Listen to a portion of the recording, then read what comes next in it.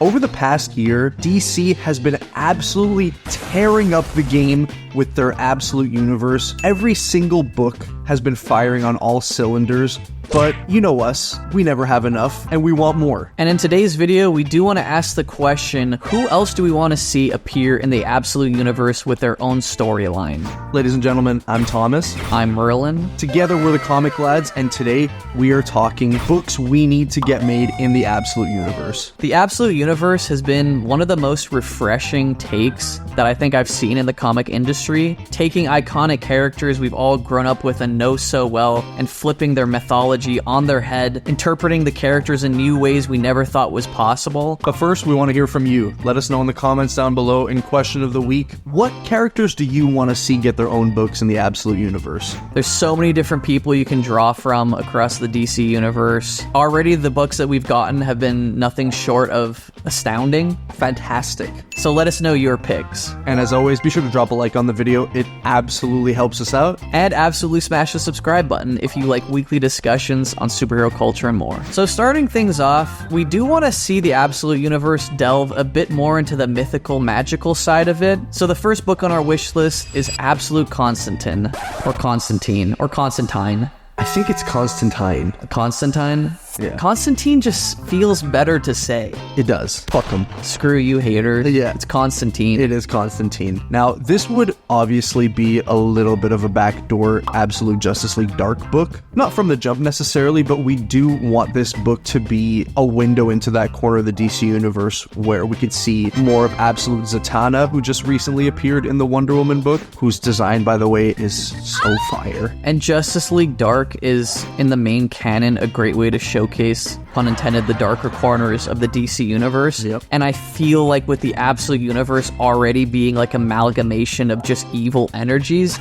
it could get crazy dark in this. 100%. Like, this needs to be a rated R book. Oh, yeah. Yeah. Definitely. Red Band for sure. You could also introduce characters like Swamp Thing, Deadman, Constantine could always be solving these mystical murders and cases. I would see like a lot of Studio Ghibli influence in this. Oh. Do you know like Spirit Away, the giant like monster that eats all the food? Like, I want to see Constantine facing off against something like that. Esoteric, otherworldly beings that make no sense, and ones that our normal heroes would have no idea how to combat. Yeah, and Constantine on his own in the main canon already feels like he'd fit in the Absolute Universe just on his character alone. Yeah, just from how like nihilistic and like depressed he is. Yeah. So I think this is just a no-brainer pick. Yeah, Absolute Constantine, he's happy and like well-adjusted and he like doesn't smoke. I hate that. It sucks. Yeah. It's just not him. For our next pick, this is like the most no-brainer. I'm kind of surprised he doesn't have a book yet, and it's Absolute Aquaman. The King of Atlantis, once again in the main canon, things seem to always go like pretty well for him, I'm gonna say. Yeah. You know, he rules over his own kingdom, has a baddie wife. But he also like loses his like hand and his son. But we do want to see Absolute Aquaman go into more of a power struggle with Atlantis. Obviously, in the main books, there are people that try to overthrow him, and you know, there's the whole Ocean Master rivalry there. But we do want to see him as more of a lowly knight for Atlantis. Maybe he can see from the outside how corrupt the government truly is, and tries to like lead a freedom fighting brigade against it. To show the corruption, I'd want him to be forced into doing things as a knight of Atlantis that he knows are unjust. You know what I mean? But there's still blood on his hands in that way. Definitely. And you were also saying a great point about connecting him to the Wonder Woman mythos, where we'd want to see some introduction of Greek gods. Yeah, absolutely. I've always wanted the Aquaman mythos to delve more into like connections with Poseidon and how he connects to Atlantis, but we never quite go there in the main canon, and I want us to fully dive into that in this Absolute book. The Trident of Poseidon, I want him to wield it. Maybe he's the secret son of Poseidon. Is it Percy Jackson? Maybe. Like, I don't care. Yeah, I'll take it. Next up, guys, we want a young character in there. So far, we've gotten a lot of veterans in the DC universe reinterpreted, and we're thinking about Absolute Static. I just need more static. I know. I just need it. I need as much static as I can get. 100%. And we were also thinking to tie in with the awesome run that we got going on with Scott Snyder's Absolute Absolute Batman, we'd want Static to be a street kid in Gotham, experimented on by the Arc-M testing facility. And Arc-M would be ground zero for where he would get his powers. And I think the way we could differentiate Static's book from Absolute Batman would be for him to focus on more of the ground level threats in Gotham. Now, we do see Batman set against that urban setting, but he has been, by and large, going after these more big bad villains that have like a lot more influence and control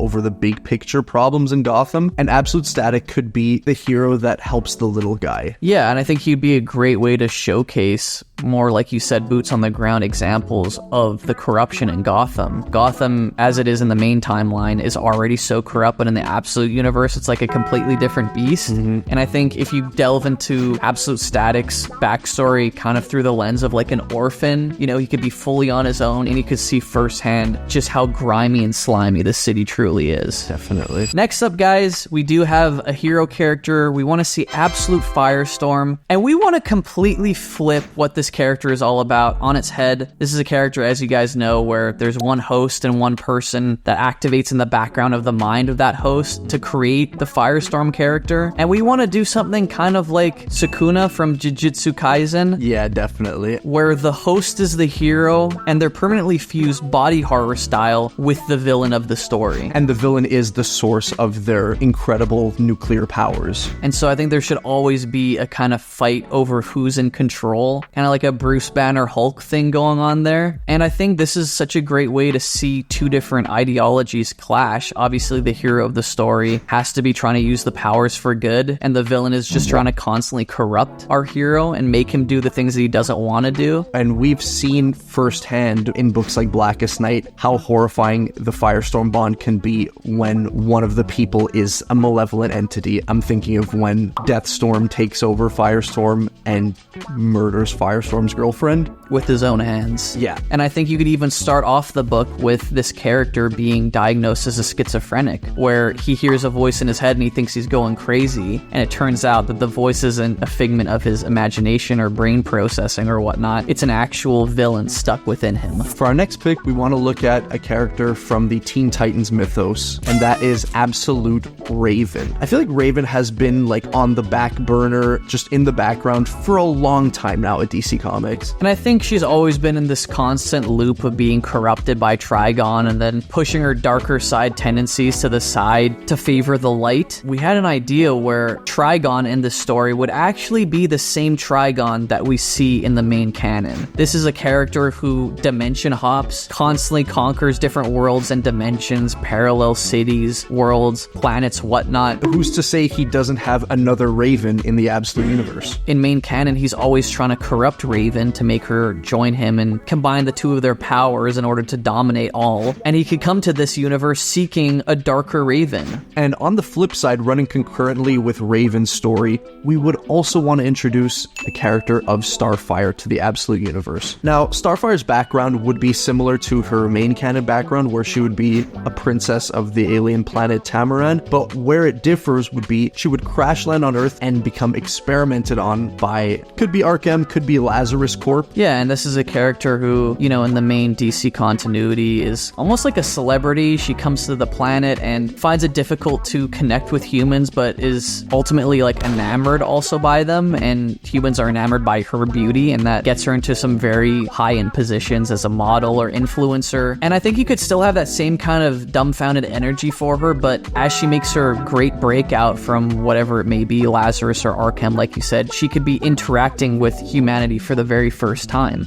And she could see that this blank cell that she's been held captive in and experimented on isn't actually what life's all about. And that could maybe even mirror Raven's story, where maybe before Trigon's interference or revealing to Raven that she's his daughter, maybe Rachel had a normal life before that, and now post Trigon's influence, she's seeing the darker side to the world. This could also lay the seeds of foundation for Absolute Teen Titans, which I think is just inevitable that we're going to get eventually. I do, yeah. For our next pick, we're taking a look at one of the oldest and most storied heroes of the DC universe, and that is Shazam. Now, for this character, in the main continuity, Shazam is Billy Batson, a young boy who gains the power of the wizard Shazam, but the way we want to flip it on its head in the Absolute universe is he would actually be an old man. Like like you said, Billy Batson as a kid is always looking up to his heroes and trying to fulfill his ideology of them, what it truly means to be a hero. And I think to have an opposite end of that perspective, an old man who's a bit more cynical and actually knows how the world works, you know, isn't so much of an idealist, it would be really interesting to explore what it means to be a hero in that way. And we would want to explore that in this Absolute Shazam's backstory. He was the Shazam that we all know and love, which is the kid that becomes a superhero, but during the 40s. And the reason we wouldn't see him from the 40s until now would be because of Absolute Hawkman's betrayal, like we saw in Absolute Evil #1, where he sells out his team, the Justice Society, to the government and is basically what ends the superhero community as we knew it back in the 40s. And I think this could be what leads Billy Batson on his path of being more cynical and, you know, seeing the world as it truly is, seeing human nature at its worst. And up until this point in the story, maybe he's fully denounced it and wants nothing to do with the world of heroes. Yeah. Only to see just how bad things have become and try to chase that youth he once had. But I like the idea of him being an old man and saying Shazam and he's still like a ripped ass superhero. Yeah. And it could also explore what it means to have your youthful personality intact despite your age. Yeah. It could be a great exploration of what becoming an adult is and how to keep that inner child still alive. Finally, the last one we want to see on our list is a team-based superhero story. We want to see an absolute Suicide Squad depiction. Now, on this depiction, we're thinking once again to tie in with all the crazy lore that's dropped with Arkham. We could have another Ark-related facility controlled by Amanda Waller, which, like the comic and other interpretations, she takes previous villains and kind of forces them to be government agents in order to right certain wrongs throughout the world by whatever brutal force is necessary.